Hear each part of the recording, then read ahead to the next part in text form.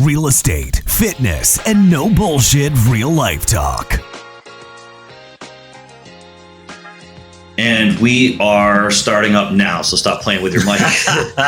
Welcome to the Devin JMG Show. This is Devin Rose, and that is John Glenn JMG. Yeah, there we go. I think that was the best announcement I've done so far. All right. We're working on picking up the energy, getting situated in our podcasting skills.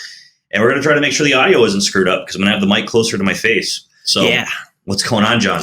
Nothing. So, a couple things me and Devin have been working on in terms of podcasts. And if you're seeing anything out there, let us know. But me and Devin have picked up a few things from what we've been doing. And this is just get to, to show you as you're trying out new things and getting better at new things, you got to not be good at them and then just get better. So a couple things I've noticed is I need to smile. my last couple podcasts, I've been right on our intro. I'm sitting there and I'm going, look like Michael Myers. I look like a dick, So, that's something I'm smiling now, hopefully. And then another thing is just the audio, man. Getting near that mic, maybe, and working on that. So if I'm out here, not getting as much, and then I'm here and it works. So progress. Yep. Progress. Well, that's exactly it. So the guys I've watched who have some successful podcasts, they second guess themselves all the time, and some of them are open about it, as in they recorded their first 100 episodes and they would watch it and be like, "This is shit. I don't want to post it," but they just did it anyways. Right? It doesn't matter. Yep. Just get it up there. It's gonna get better with time. So, and that's the truth with social media content, right? Yeah. You always say post it. Yep. Stop thinking so much about your social media content. Post it. Yep. Doesn't have to be perfect. You're way too critical of yourself. So just do it. Yeah. Nike. Exactly. Exactly, man. I mean, just think about how many people go to a 9-to-5 job and damn well they're not doing it 100% or perfect, and they still do it anyways. Yeah. But that's because they're not under scrutiny of. It's not as personal. Right. It's almost like when you're doing these things yourself, at least for me, it feels like it's a piece of me. Right. Whereas when I used to clock in at a 9-to-5 job, I'm like, this isn't a and that's a false way to think. It's not good. Yeah. But it's like, this isn't a representation of me per se. Right. So it's definitely a different feel because you have that attachment. This is my craft. This is my creativity. This is my work. And it sure as hell ain't going to get better at something if we don't practice it. So. Yep, got to practice, got to do it. Yeah, exactly. And I was, as upon coming in, John was talking about my shirt. Shout out to Ricky, New England Muscle Media. Nice. I like that shirt. That's good looking. That's a good looking shirt. Yeah, Memorial Day release. I think he's already sold out, but nice. I'm sure he'll come out with more. So is that New England Muscle Media Productions, and what's his name? Ricky. I call him Ricky Lats. Like Lats, but it's like Latour or something like that. It's weird. I hang out with him almost every day because we train together. I still don't know his last name. Don't get mad at me. So anyway, just kind of moving into topics. I was on my way back from California and I was on the plane and I had some ideas, just some things that were popping in my head. And the first one we talked about, which is just the factor of accountability. I know as I started to become going from like a boy to a man, there was someone who really drilled into me the purpose, the meaning, the importance of being accountable. Like if I say I'm going to do something, I'm going to do it. And whether that's work related or not, it's all one and the same. Because if I start to, I want to do it, it feels good to just get it done. But that's damage of my character. If I say I'm going to do something and I don't do it, all of a sudden someone just lost trust for me. Because I lose trust for them. Yeah. I do. Yeah. Oh, that drives me fucking nuts. If you're someone out there that tells me something or makes plans and then doesn't come through with plans or your word's your bond. So anyone who, I can think of 5 people right now off the top of my head that always say they're going to do something and then don't do it. Yep. And it's it doesn't have to be damaging to you or they're not a bad person, but when you say you're going to hang out or you're going to make plans, or you're going to do something, like do it. Yeah. Like there's nothing that bothers me more than that. It's really irritating to me. I totally hear you on that. Yeah. Like, because when I say I'm going to I don't care if I'm going to tell you I'm going to text you around 3:00, like for something pointless, like I'm going to do it. Yeah. Like if I say I'm going to do it. And if I don't and I forget or something, then I'm going to like apologize for it or like hold myself accountable for it is what we're talking about. Yeah. Yeah, that drives me nuts, dude. Yep. So no, and the little thing. So someone could look at it as it's like not a big deal. It's like these little things. Well, I'll give you an example. I'm at a point in my life where if someone makes plans with me, and don't get me wrong, if it's like a good friend and they always follow through and something pops off, that's different, right? Stuff does come up. Exceptions. But they've also proven themselves time and time again that they don't do that. Yeah. Because things do happen. However, if someone's new in my life and they're already flaking, bailing, whatever, dude. Flaky is a good word. Yeah. I'm done. I have way too many friends. I just wasted time setting plans to do something. Yeah. When I could have made plans with somebody that I know is actually going to follow through. So like, you're just going to be pushed out of my life. I don't have time for it. You actually messed up my plans. Like, because I could have planned something around you too. Mm-hmm. And now I have to like maybe mix up some more things because that was the plan. Because I'm a scheduled guy, like, and I have a busy life just like you. Yep. So it can mess up your rhythm. Yeah. No, absolutely. And then just to kind of bring that back into real estate, entrepreneurship, whatever, dude, someone bailed on me on plans or something like that, or told me they were going to do something and they didn't, and they have some kind of service to provide. Well, I'm not going to trust they're going to get the service done either. So it's damaging in all ways. It's just not a good look. And I could say that's something I do. I don't want to say pride. I'm not prideful, but I pride myself on being able to be the guy that someone can count. I have people who will call me. They're like, dude, I swear to God, you're like the only person I know when something's going on or like whatever's going on in their life. Like they know I'm there for them. Mm-hmm. Though I don't talk to them for 6 months, and they call me up like, dude, you're always the one. You're always the one to pick up or get back to me. And I said, yeah, absolutely. Yeah, you pick up. You're reliable, and you pick up where you left off with those people because you have good relationships. It doesn't matter if you haven't talked to them for 3 months or whatever. It's you haven't skipped a beat like when you get back with them because you're tight. Yep. It's and that in terms of like the real estate world, for you attorneys, you plumbers, you lenders, like when you say you're going to do something, do it. And it goes for agents too, right? When agents say they're going to do something, do it. When you say you're going to get back to a client, get back to a client. And when we're referring things out to these, different vendors and people we use as referral partners, like you're representing us. So if you don't come through, like that makes us look terrible. Mm-hmm. And we're letting our clients down, which is a direct reflection of ourselves. I will not use you again ever if that happens. Yeah. Like it's not going to happen.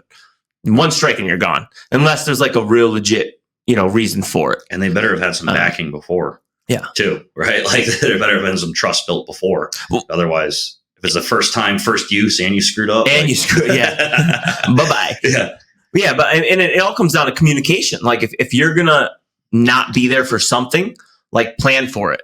Mm-hmm. Try not to make it last minute. Like if you got to reschedule or you got to do, like it's all communication, and communication is not difficult. It's just not like being an idiot and not like knowing what's going on and just like all day. Like have a schedule, know what's going on, and communicate what you're doing. And if that means that you got to reschedule or something, like try to do it in as much, time as possible to give other people to adjust. Like other people have lives too. So you need to really, I think it comes down to like self-awareness and who you are and what you're doing. Like respect other people's times. Yeah. So I think that's really important. Like I don't mind if people call me and reschedule or because things happen, but make sure you do it in a professional way and in a timely manner, I think is a big part of that. Yeah. For contractors, especially. I actually had a gentleman I used. He reached out because when I started, I obviously made a Facebook and all that when I had gotten into real estate. I already had an Instagram I used a little bit, but I made a Facebook, and I had someone reach out to me and explain what he does for painting and all that. Mm-hmm. And he did some great work. So he does it as a side gig, and I had him use it for some clients of ours. I told him before, I said, listen, I know you do it as a side gig. If it's too much of a job or you're not going to get it within a certain time, that is okay. Just let me know. Yeah. It's not that I won't use you again. It just don't make me look stupid. It makes you look stupid. It makes me look stupid. Oh, I can do it. Yeah. But if you can't do it, that's fine. Doesn't mean I'm not going to use you again. Mm-hmm. Just let me know ahead of time. And then I'll let you in on the next one. And he came through. He did it. And he did an awesome job. Yeah, absolutely. Yeah. Thank you, Tristan. Nice. I actually got to post this. He sent me all the pictures over. I actually completely forgot. I did that little referral, and the clients were extremely happy. Very, very, very happy. So 2 thumbs up for Tristan Tokaline on the painting job. Nice. Yes. I don't have a lot of painters. I'll take his number after the show. Yeah. No, absolutely. No, we'll do it. So cool.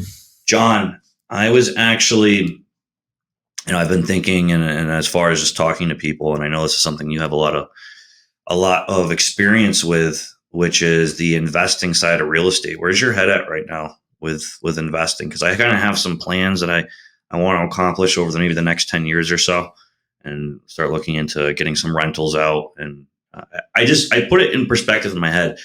I had these goals of, like, right now I own a condo, and just nothing big, but it's nice. It's perfect for me. Mm-hmm. And it's like, okay, well, most people would say, all right, well, I want to go get a single family and expand and all that. And I go, well, I don't necessarily know if I want to do that. I kind of just want to start getting cash flow. I know exactly how much it costs me to live. I want to take the rest of that money and just start investing it. So where's your head at with investing right now? Ooh, all right. So yeah, my head, let's be honest here. Mm-hmm. Lately, my head has been all over the place with investing because I'm thinking a lot of different things. But the first question I ask people, specifically like real estate clients, is, why do you want to invest in real estate? So you're asking me that question right now? Why do you want to invest? You already said it, but why do you want to invest in real estate? Because I'd like to start compounding on my money and actually start getting some passive income over time. I don't expect the money to come like that. It's a matter of continuing to build upon and get more and more properties. And then eventually, by the time I'm of a certain age, I've already done the hustling now. Yep. And I have that money coming in later down the line. So that's what I'm thinking, at least. Yep. And passive income is the way to think about it, right? Yeah. And a lot of people think about real estate investments as money, like extra money, like income. Oh, like quick money. Like why do you want to invest in real estate? Well, I need some more income. And I'm just like, don't buy real estate. Yeah. Like seriously, don't buy real estate if you want to use it as income. Yeah, you'll make income. Sure. And then you'll use that income to go buy something, like a boat or like whatever you're going to buy, right? Because I want to see where their head's at, because I need to get them aligned with what I really believe in. And that is, real estate does not make you money right away. Like, it just doesn't. So real estate's long-term. It's a long-term game. Unless you're like flipping houses or something, that's an income. Yes. Right. That's a completely different conversation. I don't flip a lot of homes because I don't believe in flipping homes, because I have an income. I don't need another income. I want to buy an asset. That's why I am accumulating real estate. So when I'm purchasing real estate, it's not about flipping a house. I want to maintain that house. I don't want to get rid of it just to make income. If I want to make income, I just work more, and develop my business more, whatever you do for a living to produce income. So real estate from an investment standpoint is long-term, and every single dime of that money that you make, you better put it in a separate bank account, in your LLC, however you structure your real estate assets, and have a separate account for it, because there's going to be a bad tenant. There's going to be a maintenance issue. There's going to be a roof. There's going to be a boiler. There's going to be a problem. I can promise you that. Maybe it doesn't happen to you right away. You just got lucky if that's the case, because real estate comes with issues, not big issues if you know how to plan and deal with them, but issues. It's just like running a business. You should treat every one piece of property that you have like its own individual little business. And then as you accumulate properties, they become kind of together as a bigger business.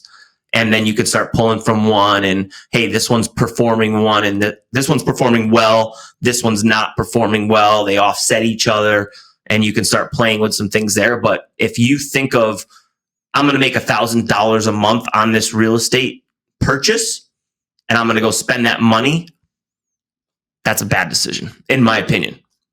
I don't think a lot of people would disagree with me on that either. Well, I think that, so, because to me, well, you know what, what's black and white to me may not be black and white to someone else, because that's what it is. There's going to be issues that come up down the road.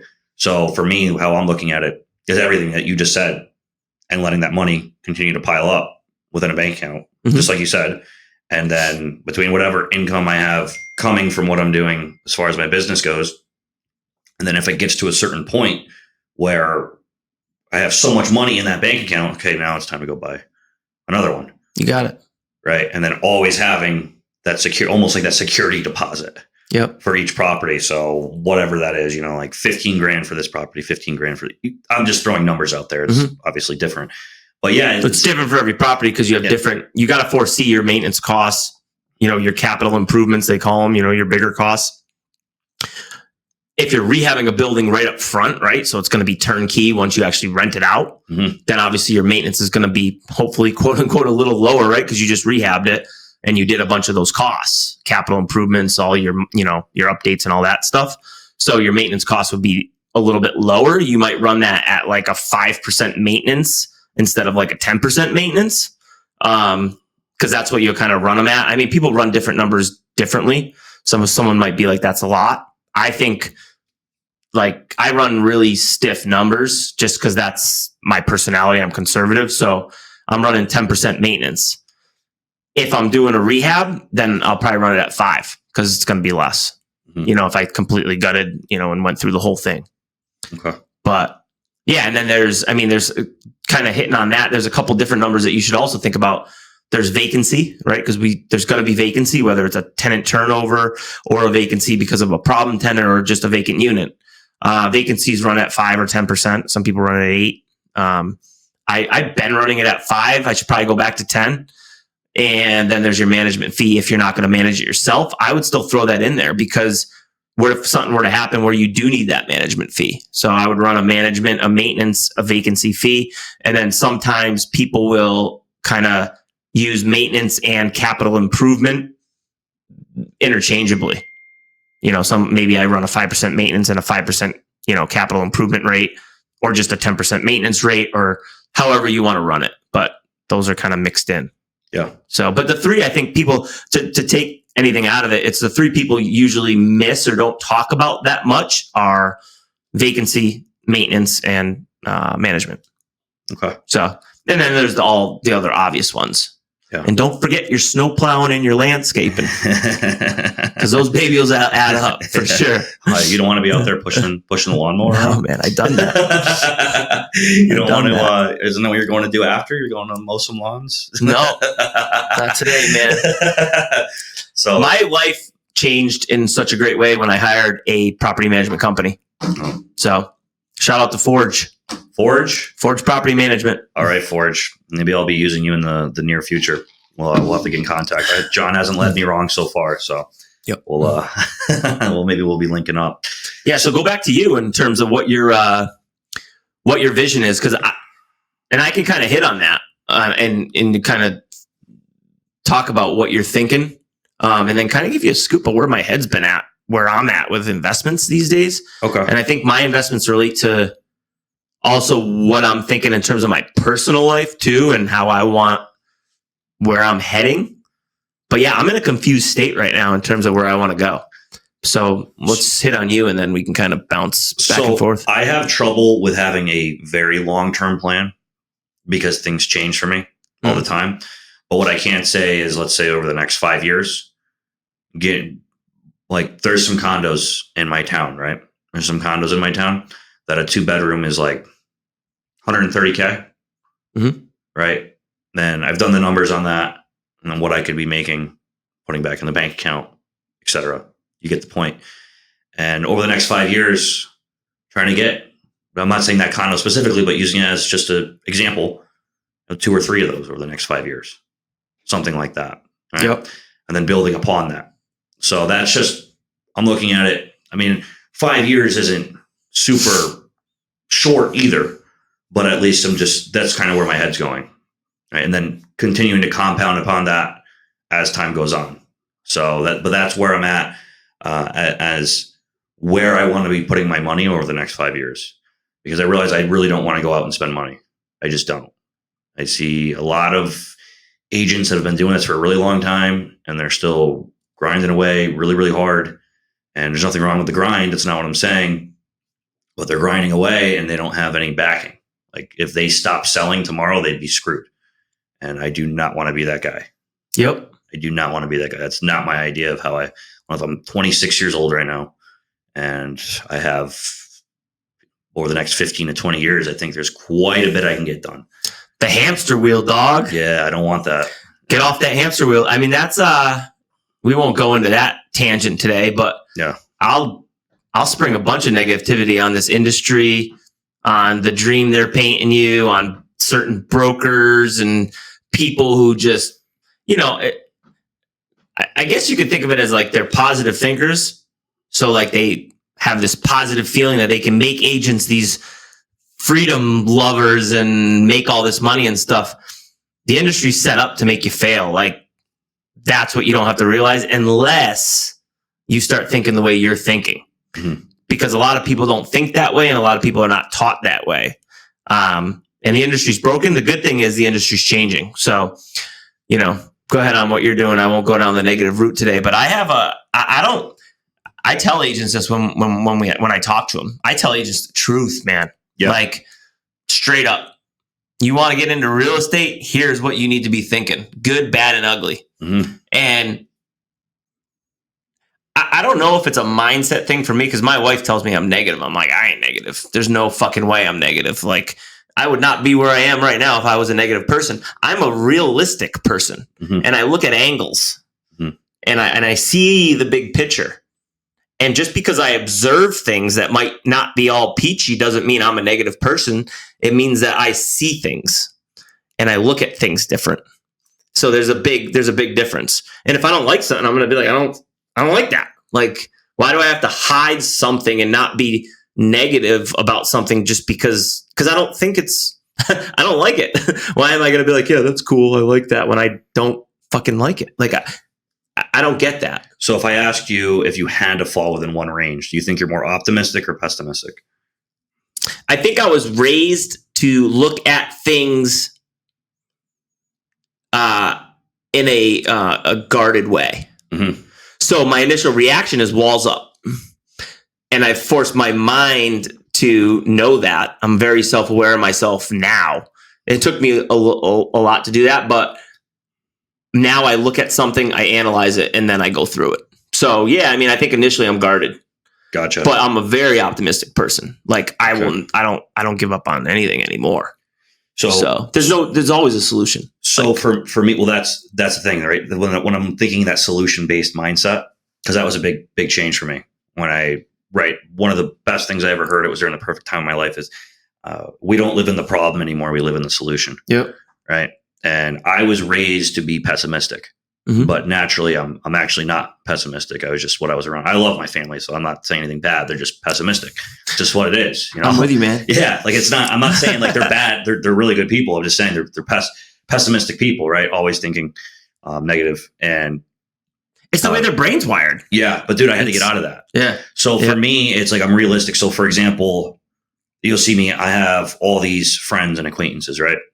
And people will say, like, how do you make, people, so many people are screwed up and all that. And it's like, dude, I know that. I hung around with a lot of screwed up people. Yeah. I am well aware, but everyone's at a different arm's length. But my goal is always treat everyone the same. But, someone I'll have here, someone I have here, someone I have here, someone I have here. Mm-hmm. So it's like, I'm realistic. I'm realistic in what they're capable of. However, if I go down that pessimistic route, that's when I'll start, this person's going to screw me over. This person's going to screw me over. And I'm going to move towards whatever I think is going to happen. I've proven that to myself, that we talk about mindset. And if my mind is thinking this is going to happen, this bad thing's going to happen, I have to be optimistic, but as you said, with a realistic outlining. So I have to, it's okay to be cautious though, too. Yeah. like you're cautious. So you're looking at angles. Yeah. Like there's nothing wrong with looking at angles, just not enough angles that it's going to paralyze you. I don't want to put myself in an extremely vulnerable position. Mm-hmm.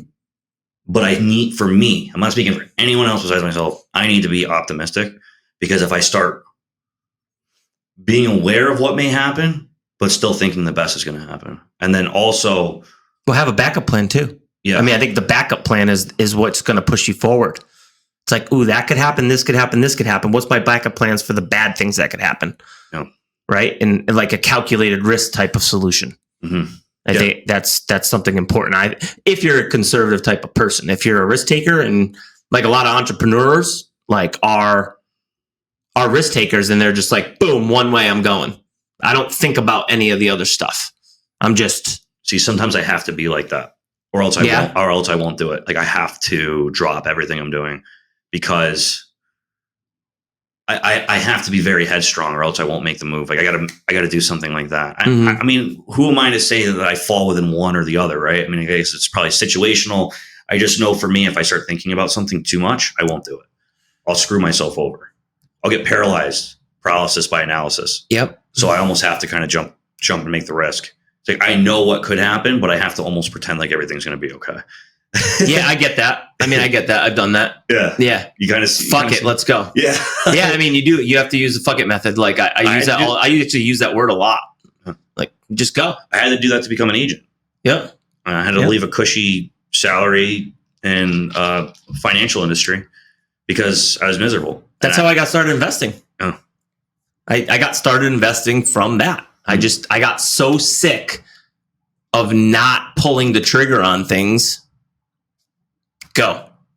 And it worked out good.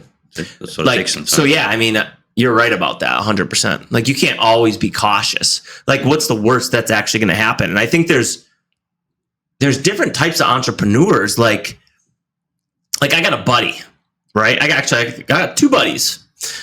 They're both like natural, I call them natural entrepreneurs. Like that's how their brain's wired. They're risky. They don't have any doubts. I'm going to set my goals and I'm going toward those goals and I'm not going to fail. That's their mentality. Like that's a not natural entrepreneur. I'm going to pivot. I'm going to do whatever it takes and we're going to get it done.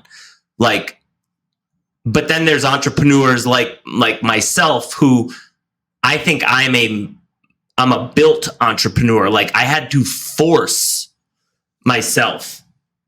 Is that thing still in? I had to force myself. Like it was a honed craft.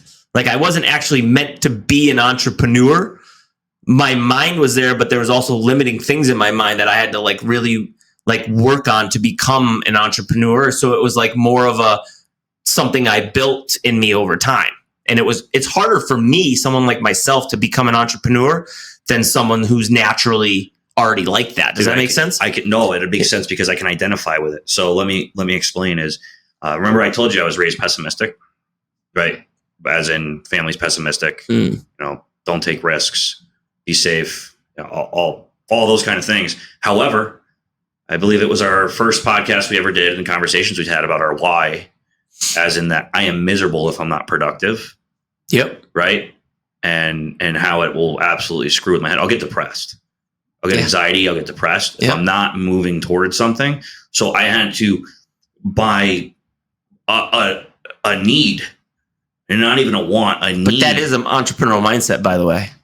Maybe. And I mean, no, I'm not going to say maybe. I mean, you're right. However, all my attributes aren't to take risks like that, like your two friends. Mm-hmm. So I've also had to condition myself. So I've really had to fight against my own, some of my internal instincts fall within that risk taking, right? Because otherwise I'm miserable if I don't do it. And then my other attributes fall within the safe route. And I've had to work against myself. Yeah. Like it's taken a lot of work, dude. Mm-hmm. It's taken a lot, and I'm still working on it all the time. My head plays games with me all the time. Yeah. I'm fighting it all the time. Yeah. And that's just what it is. I call it the burden of performance too, because people will talk to me and they'll be like, oh, well, how nice it is to see someone who is motivated and like wants to take risks the way you do. It's like, no, it's a burden, because if I don't do it, I'm fucking miserable. Like I have to do it, or else I go crazy. I can't go just sit at a desk and just, okay, there's so much money I'm going to make this week, or like, or like, I'm okay with just living a normal life. I can't. We're all different. We're all different. There's nothing wrong with if you want to live that way. There's nothing wrong with that at all. But for me, it's like, it's a burden, because I'm going to go crazy. Yeah. I want to go jump off a cliff. Yeah. If I do, I can't live a normal life. I gotta pick up heavy. I gotta pick up heavy ass stuff and I'm benched out. Well, I'm deadlifting. But I thought we'll get into that in a little bit. Yeah. But I think I saw like 600 pounds on that bar. So we'll go there in a sec. Back to your investment. So what is your plan? Your 10 years. We hooked a tangent there. 10-year plan. Yeah, like you were talking about your investments and where you want to go. So the next 5 years, I want to get three under my belt. Okay. Yeah, three or more. All right. And I think that's totally doable. Totally. And then from there, think bigger. Yeah, I could. Yeah, I need to get more cash flowing. Your first one's the hardest one. Second one gets easier, and after that, you start rolling. Oh, dude, I would go buy one right now if I had a little bit more, money to put up. I would go do it right now. Okay. I'm not scared of doing it. Like, that's where my head is. I'm doing it. There's no question. So for all you listeners, right, you don't need money to buy real estate. Period. End of story. Like all the books and the no money downs and all that stuff, it's true. But you do need some. Okay. You can get into it for zero. You really can, but it's slightly more complicated than that. But for anyone listening and for you, you don't need a lot of money. Mm-hmm. Like it's about finding the property. If you can find the property, anything else will line up for you. So figure out how to find the property. Money will line up. Your loans will line up. Buying it will line up. Rehabbing it will line up. Your cash flow, as long as you buy it right, will line up. Everything else lines up. Obviously, it's not like poof, it's done, but just go buy your property. Go find it. Yeah. And then come talk to me and we'll get it done. Okay. But you don't need money. So get that out of your head, like right away. You do need reserves at some point. Like when you're getting bank loans and things, your banks are going to look at reserves, for you as a borrower. Yeah. But there's so many different ways. I mean, there's so many different ways. You can partner, you can find money people. There's a lot of different ways to do it. So don't get in if that's what's stopping you, that I don't have a lot of money, like I didn't either. Yeah. So and I wouldn't be as conservative right now if I didn't make the transition from the salary to right. I need things to level out and start. I don't ever expect to be consistent, but just a little bit more consistent. That's all. Like this has all been new. So I get it. That's the only thing. So like I can imagine with the next 6 months to a year be good. And then from there, yeah, you're right. Think bigger. That's why